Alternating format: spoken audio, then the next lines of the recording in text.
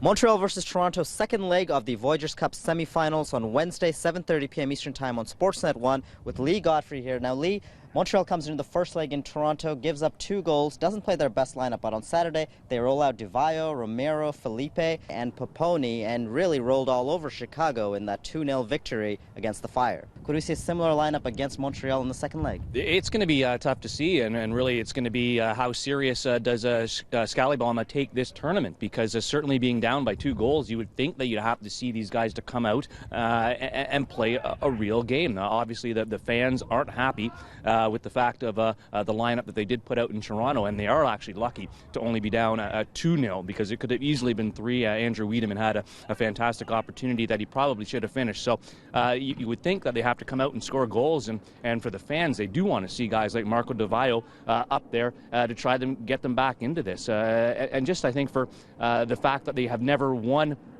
a game against Toronto FC in this tournament, even though they did win it the first year back in 2008.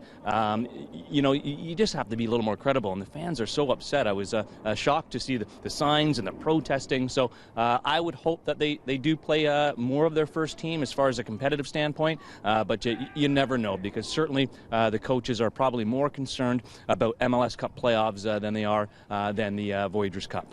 That's right. The fans did have a moment of silence at Stade Saputo, and they put up a couple of banners saying Voyageurs Cup before NBC, and that they took it seriously, implicating that the team didn't. But is this where they really have to just trust their coach, who has their team in first place and really looking at a playoff position in MLS? Yeah, I don't think it has anything to do with NBC as a priority. The priority is the league over this tournament. In all reality, it's very difficult once you get onto the CONCACAF Champions League stage of it to become champions, and we've seen that no North American team has ever won this tournament. And it is a bit of a tilted scale where the Mexican clubs can come in. They don't have a salary cap.